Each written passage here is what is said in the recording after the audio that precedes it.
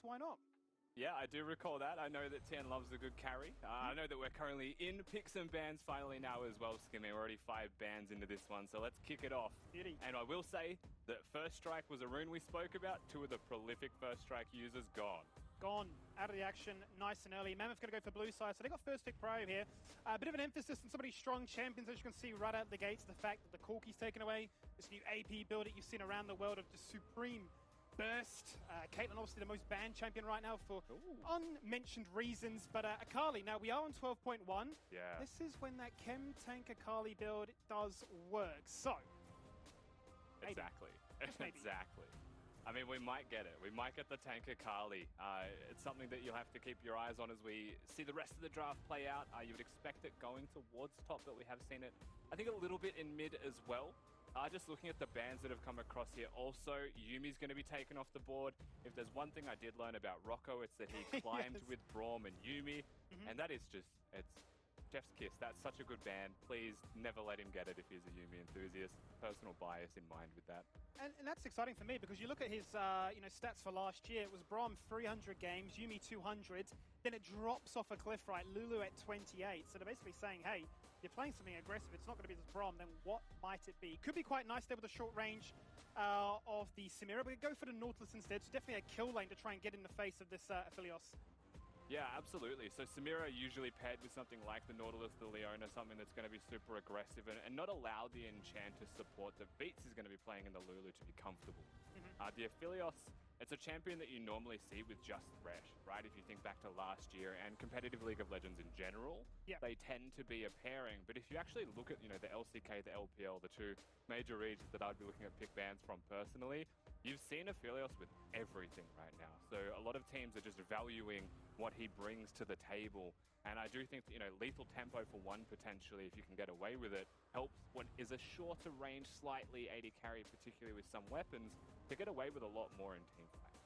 Yeah, right. Depending on, obviously, that weapon setup, how much they can get done in this lane, and if they are going to be looking to try and roam or just assert their dominance in the laning phase as a whole. But going to the second part of these bans, the Viego's now going to be taken away to try and prevent this, one-bow combo reset nation, if you will. LeeSA now for the denial of any kind of kickback displacement that we have seen be so prolific in LeeSA's career as a jungler. You start to wonder, will we get a Veigar ban? Apii scared? I'm not too sure where they're going to go here. So my thoughts, right, if I see a Renekton locked in first 3 for Peace, is that they're potentially looking for the Nidalee Diana style junglers, which means they're the ones more playing towards like an AD mid laner type of composition. So I think with the Akali locked in there, Veigar are going to be a little bit less likely. I wouldn't see too much of a comp from them, particularly when their goal at the moment is to run into a Lulu, an Aphelios to take them down, as they already have diving champions. I think Veigar would just be kind of left to die perpetually. So maybe either a longer range, more self-sufficient mage, or they put that Akali mid, right, and have a winning top lane. Yeah, for sure. I mean, it would be a bit of negative synergy as you talk about people going in and others going out. Xin Zhao now going to be removed, the second of these AD bans in the meta, which is very much so jump in, cause some chaos, soak up some skill shots, especially with the Crescent Guard, and get out scot-free. Let's see what Peace now decide to go for. Having already locked in this Renekton, big questions, I suppose, as to what Apii's signature is going to be here as a mid laner. I had a bit of a sort of idea of what I saw him play in the past, but it's about 3 years ago, right? The likes of Irelia, Lissandra, LeBlanc. So some of these champions are meta, some aren't. Well, is he going to want to make himself mechanically demanding or just chill on lane? How about he's the Renekton, right? There you go. Apii plays Renekton mid lane, and the next thing that I was going to talk about, I'm glad this was locked in at that exact moment, is that you ban LeeSA, you ban Xin Zhao, you actually ban Viego on Peace side as well. Jarvan's really the last left jungler standing. But my point of contention here with this draft for Mammoth is they did ban physical junglers away from what felt like it was just going to be a Nidalee angle regardless. Sure. But Mammoth pick a comp for themselves, right? They've gone the team fight route. It makes sense as what they're probably most comfortable with overall. Again, remember, they're a team of 5 that have joined, or team of 4 that have joined the LCO together. So team fighting is probably their area of expertise. For sure, and if anything, you probably want to see a simple front-to-back comp that says, we're going in, here's my clear initiation. And I suppose you really do get that, especially those last 3, they're engaged champions from Mammoth, and the wombo combo that a Cataclysm and a Hero's Entrance can offer you. Peace now going to go for a bit of split push in their final pick here, the Gangplank. A champion that you don't see everybody too proficient with, but certainly can abuse a winning lane state. Extra gold, global tempo, circumventing the fact that you can't TP. Yeah, so this Gangplank pick, I really like it. It's free scaling for top lane, right, into what is, I think, an Akali. It's going to be pretty rough early. And so with that in mind, you know, starting to scale up, starting to get strong, Akali gives a couple of levels of agency of freedom to someone like a Gangplank to scale up. Now, what this does mean is that if they swap champions, that ultimately it will be more mid-centric play from Peace, right? Your Nidalee Renekton playing through mid lane, and Gangplank's more notoriously known as like a weak side type of top lane champion. Can be played towards 100%, but often can be so self-sufficient, has the W, is really difficult to dive, and can also use the cannon barrage to either assist teams or clear waves if they're playing towards him. Just opens up a lot of utility for the side of Peace to play towards Chayon through LeeSA. I suppose that brings the elegance of what these two different team comps are trying to achieve, right? You talk about Mammoth, very clear initiation. Whoever goes in, apart from the Samira, unless the Samira wants to try and be the 1v5 MLG superstar, is basically saying, that's the hook, that's the play, that's the go switch. Whereas Peace is saying, we can force those team fights. We've got the tried and true combo of the Renekton and the Nidalee to work around. We can split push if we want to go and utilize this GP to our best extent, but you've always got that backup, that insurance policy, if you will, of a Lulu Aphelios to do 1v9, 200-year shenanigans. So the big thing for me, Skimmy, if we were to build a case for Mammoth's side of the fence here, not a lot actually stops Samira from using her ultimate, right? If you actually look down the list of Peace's composition, you've got a Renekton stun, you've got a Lulu W, and ultimate potentially. The Lulu ult's probably going to have to be saved for that. But if you are saving Lulu ult for that, you've also got a Jarvan, Galio, and an Akali running you down to deal with. So I quite like how Mammoth's composition kind of operates into the side of Peace, given that there's no Thresh Lantern for the Aphelios, and that their top laner is immobile as a champion as well. Jarvan can actually pay dividends. So we can, and it's going to be an exciting time to see how these two teams play to those strengths, understand those win conditions, and get their very first game under wraps to kick off the LCO 2022. I could not be more excited for Mammoth to be on the left side, Peace to be in the right, and for us to kick things off here, as I do believe we actually have our very first coaching interview of the year, which is quite exciting, because it's a new coach as well. Welcome, Ash. Hello, hello. How are you guys doing today? Very well, mate, very well. Quick question. We'll keep it nice and short this time to try and prevent ourselves missing out on any first blood. So I'll ask you just as one simple question. You started off last year with Gravitas as the coach of their grassroots team. You're now the head coach working with Mammoth with a full rookie squad. So what would you say the focus is for the split? For the split, it really is just bringing together team cohesion at the moment and kind of finding our footing and like where we are, you know, in comparison with the rest of the LCO. Once we figure all that out, then we'll be really ready to turn a lot of heads. I think a lot of our players are going to surprise you guys. I've heard the whispers. I've seen it in Twitch chat as well as on the Twitter sphere with the diehard fans already. Is there anything you want to say out just to kick off this split? I love you all. Nice and wholesome. Hey, I appreciate your time there, Ash, and no doubt we'll be catching up throughout the season. Yeah, no doubt. Have a good one. There you have it. Too easy. Just nice to see a positive face, a positive new face brought into the LCO there as well. Just a quick recap on the very short amount of time this split around, Skimmy, that you've missed. It was just a late invade here from the Mammoth side of the fence. Nidalee is going to respond to this, right? They were waiting for the late invade. Vision was placed, and while swept, they obviously got the information they wanted. So LeeSA's going to go from red to blue. Just means, you know, it's not going to be a leashed clear. He's going to be doing it solo, but still gets to play towards his preferred side of the map regardless. Where on Meifan's side of the fence here, he gets to force Nidalee to top side. It's going to be a vertical split. There's going to be no crossing through mid lane, and it is just going to be a handshake where he plays towards his Samira and maybe protects the Galio.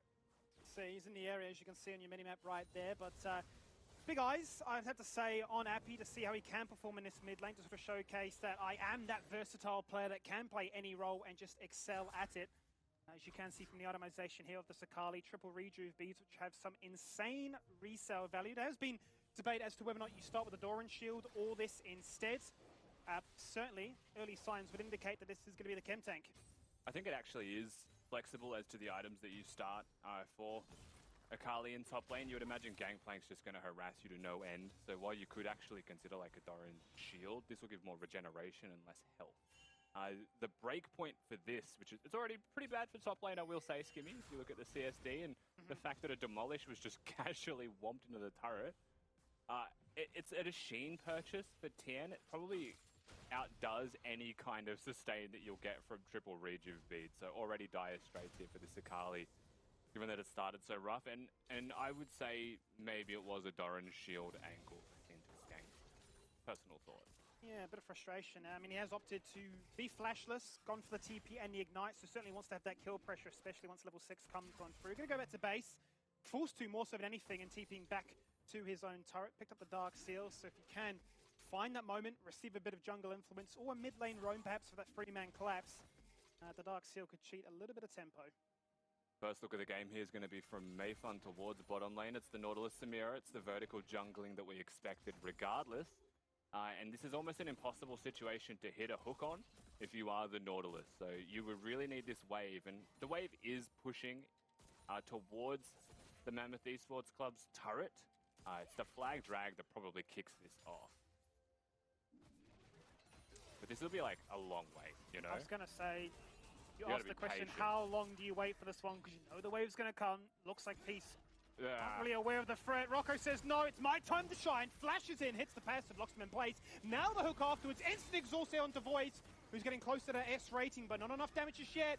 3-man Gravitum, and now LeeSA's pathing towards him. He's back off a reset. He's here to pounce and look for an execute, but they're going to block the skill shots. 2 members low now. Rocco's being left to the wolves. He's been parlayed and he's been taken down for the first bloods of 2022. And Apii also looking down here for a dive. They really want to hit this one home. It's a level 5 Renekton, but they've got the Nidalee heals and the spears to throw, and the wave is here. That's a big wave that's about to crash. The spear is there. Oh, nice. He's blocked that, but they're both low. They're juggling the turret aggro. They've just cleaned house in the bot lane. 4 members rock up, and they showcase why they won last year's championship. Yeah, clean dive here from the side of Peace. Good moves from Apii early in particular, right, to get himself down here from mid lane. No teleport's going to be available for anyone until it is unleashed. So just uses his feet and just waddles down and teleports back. So peak performance here coming out of mid. LeeSA with great movements to protect his team as well. But at the end of the day, that was an execution thing for Mammoth that kicked it off pretty rough, where they effectively lost a 2v3, right? And it was their engage that they started. That's kind of what brought that about. Doesn't get much better if we return to where it all started here in this top lane, as that's already 1 plate gone. Thein having a bit of a field day here, just able to poke from afar. Utilize that burn on the sword, went in close range too, and slowly chip away at this turret. Yeah, the trial by fire really only adds insult to injury, and there's a lot of injury going on here. In top lane, that Sheen purchase that we spoke about, Skimmy, is definitely there. Real cheap now, real easy to purchase. The trade-off for that is no mana, so he won't be able to throw Qs out constantly, but we look bottom again. We do indeed. Deep ward is defensive, it'll catch up LeeSA on the path. Oh, the spear connects despite the hook going through. Edgeline was good, gets him out of harm's way, but he is down to 20% and ticking. I'm a little bit sad we didn't get a replay of that dive in bottom, because there was a couple of little mechanics that were super well played by Peace's side. For example, it was LeeSA using his pounce to get in front of the Nautilus hook, right? Basically would have saved him if that hook got him to the turret, but blocks it, is able to keep him there, and they do get themselves that easy first kill from it. Nevertheless, we look at bottom lane, you will continue to see LeeSA walk down here, you will continue to see him pressure, because there's nowhere else really for the Jarvan to go. And as it stands, like, you really want him to go top, right? You really want Meifan to go top and help fix the Akali lane, because it's an Ignite level 6 Akali, but bot's always at risk of being dove, right? Renekton, permanent priority against this Galio. That is not a winning matchup for Galio ever. Probably not even with a kill. Pretty rough. Certainly is. And you can see that LeeSA's identified this very early on, forgetting, quite honestly, his entire side of the jungle to clear out, rather spending time in the enemy's jungle, just keeping tabs on where he's at. What are you looking to try and do? What's your next move? How are you looking to try and get your team back into this game? If anything, I can just back away, utilize all the priority we have on this map, and pick up that first Ocean Drake. You would say it's pretty nice from Reufury to be able to match farm. Tronthepom on his side as well. He's 20 CS down, but he really was 20 CS down from like level 3. So he's been kind of able to sustain that one. I think hitting level 6, having a bit more kill threat's been pretty important for him. Just looking at what's happening right now on the map as well, Skimmy, we're 8 minutes into the game, and you'll note that the bottom lane of Peace has flipped map towards the Rift Herald. So pretty standard general macro play that you'll get from a lot of teams in competitive, right? Hit 8 minutes, look for Herald. The difference being no teleports actively useful for the objective itself. Makes it a bit harder to respond if they get tempo on you, but they're going to push top first. Got the red and white guns, so not only is he going to absolutely demolish this minion wave, as you can see, Tronthepom going back to base, doesn't have a teleport, and it's going to be a wave to crash. Maybe could have opted to try and shred through those turret plates a fraction more, but instead it's just going to guarantee that a 4-man strong squad of Peace can come and say, we took the dragon, we're taking the Herald, this map, it just belongs to us. Makes you wonder if they're going to look for the fight. I thought for a second there the Nautilus was pathing towards the Herald itself, but by the time they'd even get there, it's already gone. So easy little objective pick up there by Peace. Again, nice movement, nice map flip, knowing there's a teleport advantage and that Tron has to respond to bot lane, or they would just lose even more on their Akali. Basically cripples Mammoth into indecision, right? And they really are just left responding second to every play so far that Peace have been able to make. That was a short, sharp lane flip, wasn't it? Because as soon as that Herald went down, they've gone back to a default formation again with the bot lane of Peace returning.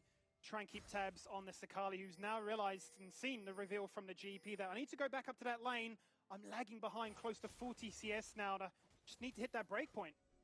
Yeah, look, 49 CS at 9 minutes in the game is a very rough start, especially for someone that's going to be building tank items, Skimmy. So yes, there's definitely still some damage that comes out of this Akali build. One of the great things about the chem tank is that you still do extra bonus damage to minions, monsters in an AoE. So you can still clear waves effectively, but if you're behind the mark on a carry champion, they're just going to outdamage you, and you realistically won't be tanky enough to deal with them. So I think as it stands, you have to use the Ignite gap. You have to kind of give something to this Akali, or map flips and basic macro is putting her further behind.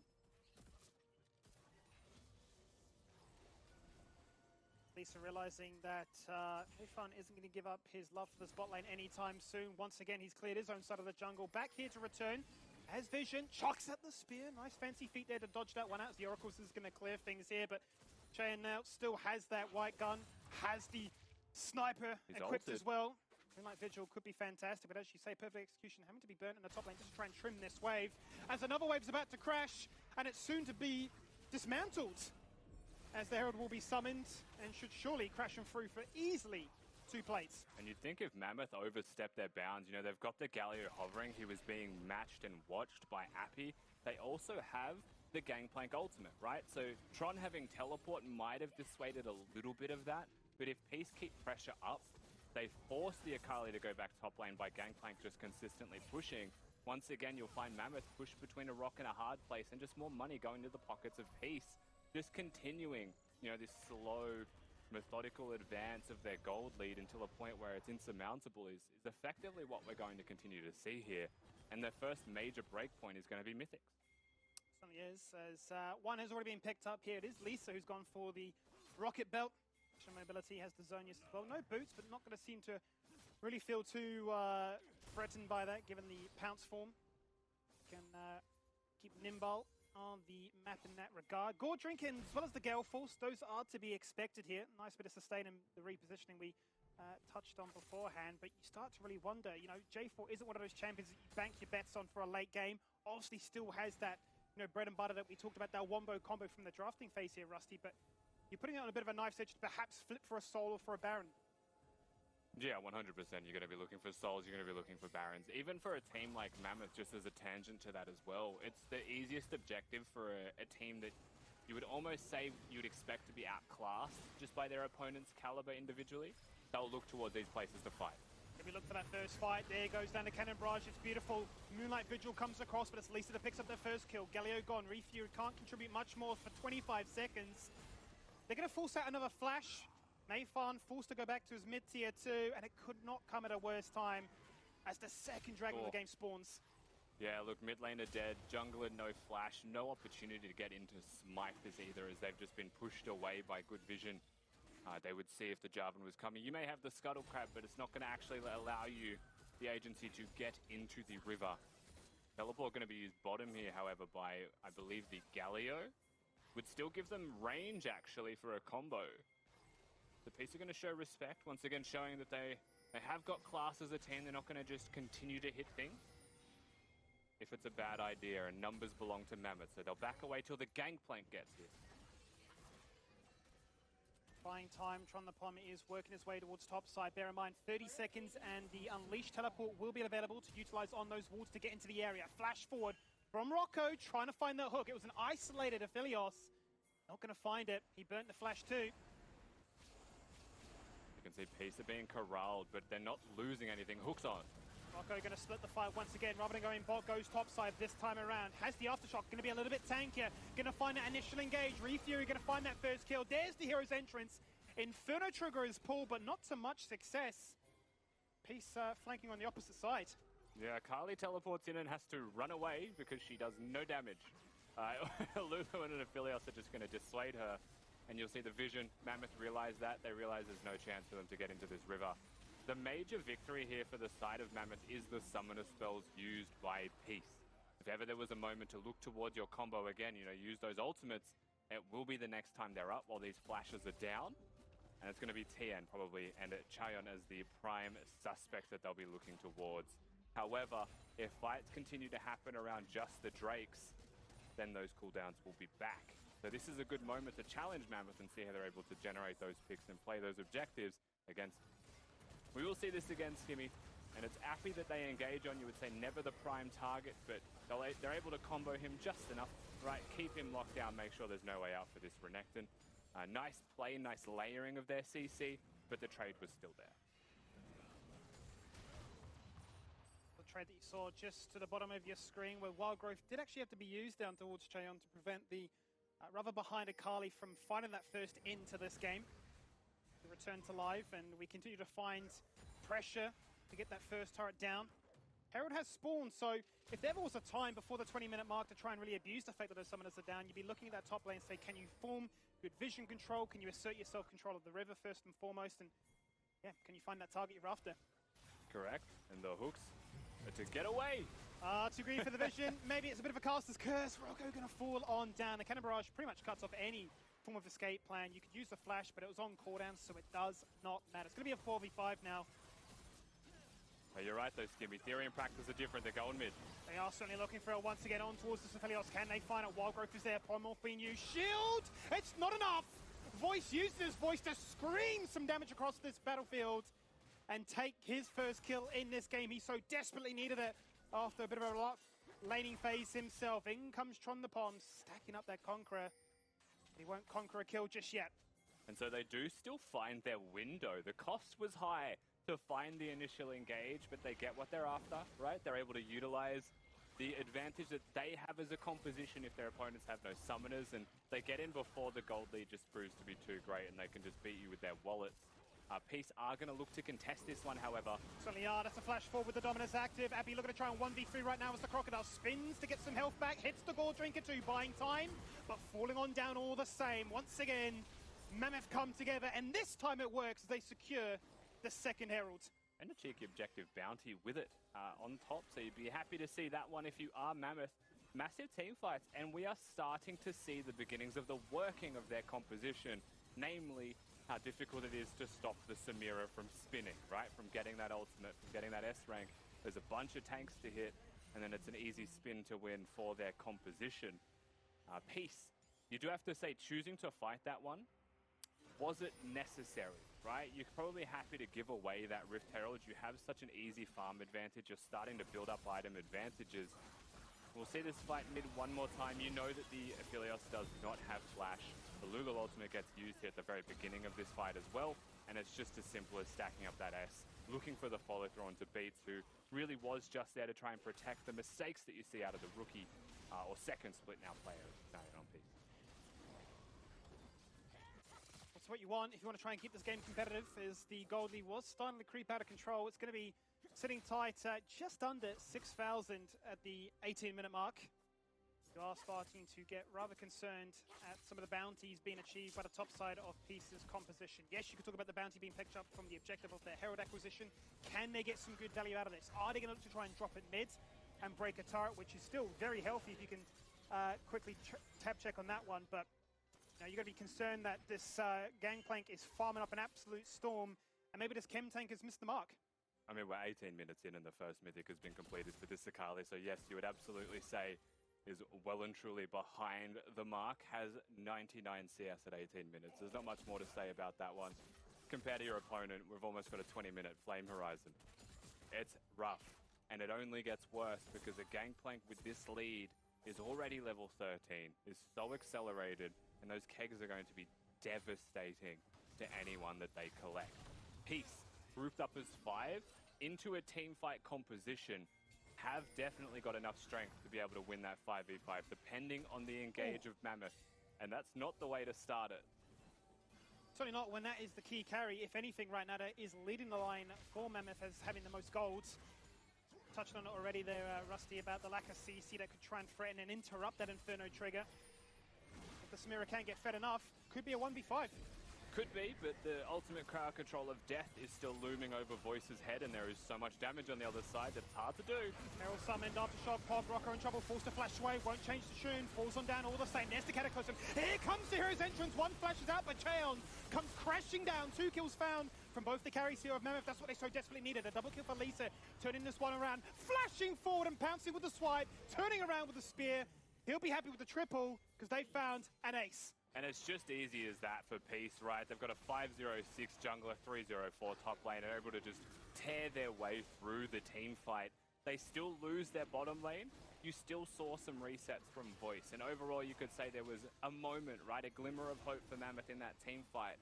But they were so far behind before the fight started that realistically there wasn't going to be too much of a chance if the engage of this fight isn't perfect. You'll see it now. Renekton's able to go in on his own terms. LeeSA goes in, and the Jarvan ultimate followed by the Galio combo was, what, 5 seconds into the damage being dealt in the fight? And that's 5 seconds of damage that Peace will be doing more of. So basically the fight was kind of conceded at that moment, though the Samira did get those resets, Skimmy, though there was still a moment of hope.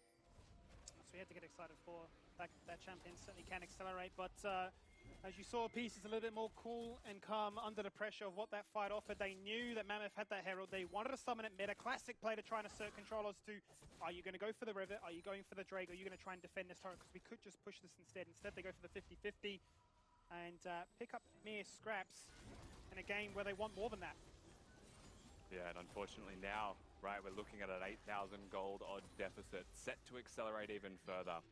You've got Soul Point on an Infernal Soul for Peace. So Mammoth have been put on a clock with really no way out of that situation. They have to fight their way through it, and they are so far behind in items that to fight is difficult and requires near-perfect execution or mistakes from Peace's side. And not to say that Peace have been perfect either so far, Skimmy.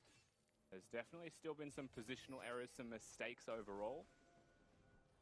But you would say 21 minutes into this one, they are looking like the better side.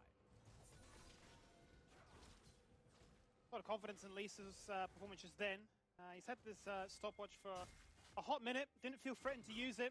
No real pressure to try and upgrade that to Zhonya's anytime soon. You can see that Reufury has a stopwatch of his own now, and that's going to be absolutely critical because that Baron is now spawned. It's going to be an idea of hot contention. Look at the minimap for a second, and look how many control wards, especially from Mammoth, envelop the area. Yeah, the interesting point here, though, is do Peace ever need to fight for the Baron when they've got a soul to threaten in 3 minutes, right? Why not just comfortably farm? See if you can catch Mammoth making mistakes, right? Clearing vision a little bit too far forward, perhaps out alone, and just kind of play them for the full, run them around, and don't let Mammoth do anything for 3 minutes. Suddenly you've got a free dragon to threaten. Certainly teasing, knocking on Fate's door, saying hello, keep your interested. Out comes the Cannon Barrage. He's winning bot lane, and he's coming up to try and assist them in the mid lane too. Another turret falls on down. Tronthepom doesn't want to burn that TB to join this fight. It's nothing to really commit to. Nice threat in there, though. Big move from Thein, primarily. I think right now top lane is proving to be too much of a difference. If Tron can't actually keep Thein in lane, then there's really no hope for keeping this Gangplank down. And you could see right there, he just taps the wave. World's his oyster. Where do you want to go, Thein? Is it one more wave before? It probably is. What's Tron going to do when he sees the Gangplank? He's scared. That's it. That's the whole game state. Now you've got a Gangplank that's free to move. Mammoth are losing in this situation. Oh, there was a flame horizon for literally 2 seconds there, Rusty. I saw it. Chat saw it. Yeah, he pulls the VOD.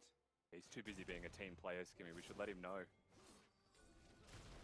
And this is pretty much going back to your point, the terrifying thing, because Mammoth want that fight. They want to entertain the idea of Peace going for it rather than just playing patiently, waiting 90 seconds to get their soul point. And Infernal as if they needed more damage, but they've got that split push pressure. So it's a case of, I can roam up, I've still got TP. The ultimate's going to be back and available in another 30 seconds. Some flashes surely have to be burnt here by Mammoth to try and get that fight with that pick. Yeah, it makes Jarvan's job a little bit harder, right, in the first place, to combo that with a Galio. If you can't find picks, if you can't force summoner spells, I mean, that was a potential hook angle. Yeah. Just goes to waste. Peace are able to walk that one out. The moment is now. The moment has to happen soon. Looking for it, LeeSA has a blue buff. Just going to chuck out one spear. Going to connect on towards Rocco. Sniper won't land, nor will the dredge line, as Peace will reign supreme for the meantime in this mid lane, biding their time. Baron's still not that much of an interest for them. 40 seconds now for the Infernal Soul, and that's a TP coming in here from Thein. And I do think in this situation, if you were Rocco, it is worth flashing to hook Chayon, right? Yeah. Try and get the flash out in response. Here it is. They're going. Say the words, and out comes the hook. Looking for that kill. Can they try and find it? Instantly, Wild Growth goes on towards Chayon. He's burned that Gale Force nice and early. Burnt flash in here. Can he find a kill? He's found one. He's found out two. He's taken out Jarvan. Meifan now down for 40 seconds. Apii on the score sheet as well, removing the real source of hope in Voice. Samira is dead and gone. A double kill for Apii. The Renekton unleashed much like that teleport. And now Reufury with his own years. Can he get a consolation prize? He can't. It's an ace. Nah, just cops the spear instead, so it is just going to be an ace for Peace. Not perfectly clean, but that's all they need, right? You'll be able to go over to the Infernal, grab the soul, and it looks like they're going to do Baron at the exact same time. So the resource allocation here from Peace, exactly what they needed. And the team fight plays out almost in the exact way that we suspected, Skimmy, in that there was summoner spells still there from Peace, and that a Jarvan and Galio combo can't hit if they're able to simply use that summoner to get themselves out. We'll see the fight one more time, because the Nautilus ults Chayon, you've got the Jarvan, you've got the Galio, and now there's Aphelios completely untouched, right? Massive combo. I think that was a keg in the middle as well, amidst all the clutter that almost killed literally everyone. Really hard to see with everyone there, though. And it definitely looked like a Renekton Q, but there's no way Apii does that much damage. And from that point, right, you hit one keg at this point with a 100 CS lead on a Gangplank, fight's over. The saddest part for me is at the very beginning of that clip, right? The fact that the J4 Galio combo is just flashed out of. And they're basically in the middle of chaos. And as you saw, the cannon barrage was there, but it was slightly off-center. It was that keg from the GP that pretty much ripped everybody apart. A dream situation, really, for Thein. Really was just best case scenarios. And the thing is, right, we spoke about this prior, you have to blow those summoner spells. The risk with picking Jarvan, and this is a point that goes all the way back to draft, is frankly, if you're going to pick Jarvan, you want your opponents to have no mobility. And that is something that is provided with Aphelios without the Thresh. But if you don't get his flash, then you're never going to hit the combo that your team is built to have. It's just quite simply not a Camille, right? So if there was one thing you would say to fix this comp, Skimmy, that Akali being a Camille would make sure that Chayon dies. but it's just not going to do enough in this game with the Akali that's so far behind. Yeah, and we have seen what composition offers, or I should say the Akali in particular. If you're left that loop, the fact that it does charge up so quickly, it offers Akali wave clear, which he's struggling to try and find, gives it a tankiness whilst also having the damage, right? The Demonic's Embrace, the passive to convert health into ability power, combine it with a Shadow Flame, pretty much anything after the fact, and you're one-shotting and some. Yeah, Demonic Embrace, things like that, right? It's basically you have a lot of health, you have a single real tank mythic, and then you're still wave clearing while still threatening carries, because at the end of the day, you'll do more damage than a carry does to you in a 1v1 situation. But for Mammoth, because they've built that teamfight composition, the Akali's role is to find the backline, and simple summoner spells have prevented that one from happening. Alongside, of course, Beats playing the Lulu. We can't forget what the Lulu is going to provide to them for sustainability, for survivability, and the enchanter meta is fun, isn't it? It is. Maybe for a player like myself that has no hands and is relegated to ARAM life, then enchanters are happy days. Do need to have a fair few mechanics, both in the physical and mental world. Not really where I'm going with this one. In terms of if you're playing the likes of a Leona and Nautilus, you know, you've got to step up, you've got to staunch up. True. You need killer instinct. Maybe it's an int angle, or perhaps it's a world championship winning angle. You never know. Depends which region you're looking at, I think. There's certain regions, not to name names, but the entirety of the LPL are very good at using int angles to find actual angles. Yep. Here we go, though. We're back into the game. That's a bit of a preview for just a brief glimpse moment of what damage did look like in that previous team fight. But there you have it, returning to live. And as you can see, Peace with all the marbles, 10k soon to be, or now is, in fact, 11k gold in their stead. Have the Infernal Soul. And the impossible question at this point, Skimmy, is how did Mammoth bring this one back? You've gone for the Collector here on Voice's side as well, so he's not going to have any kind of Last Whisper shred against any armor. Now, I will say there is limited armor on Peace's side, but that means that Apii is almost indomitable. He is going to be a ridiculously large croc that no one else on the side of Mammoth will be hitting. Hang on a minute. LeeSA in no man's land. Okay, LeeSA. It's Duke the Observers, and now Mammoth really in with the prophet we foretold, a Baron flip. Yeah, and might get the burger flip. Teleports coming in. This is a hook angle. It's a 4v5 about a jungler. Apii just comes in and explodes onto the map. Meifan in trouble, gonna fall on down. 3 kills as quick as they come. You might have a numbers advantage, but you don't have the execution to put it off. Yeah, you don't have a Gangplank with a million items. You don't have Chayon free hitting, and you also didn't have the Galio ultimate. I believe that has only just come off cooldown right now. So when Meifan goes in with the Jarvan engage, there's no follow-up. No flash, no issues for the side of Peace.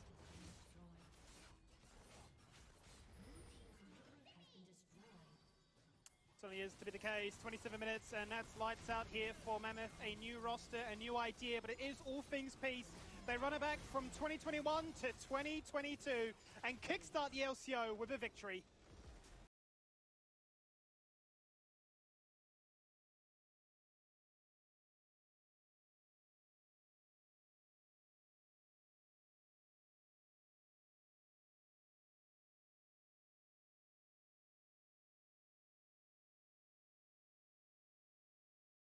Very excited there, pogging off in the player cam. But it's all about this man here, Apii. He's made the role swap. He's here to shine, as well as Chayon. Give it a chance to showcase what he can do when in the main starting roster. But I'm getting so excited about Thein. The fact that he was able to come into this matchup, play a champion not every top laner is comfortable with, assert dominance very early, clear game plan in mind. I will always be proactive. You will always be following me around to a point where you're so far beyond any saving. There's no chance to come back in this game. Yeah, and if I was to summarize this game,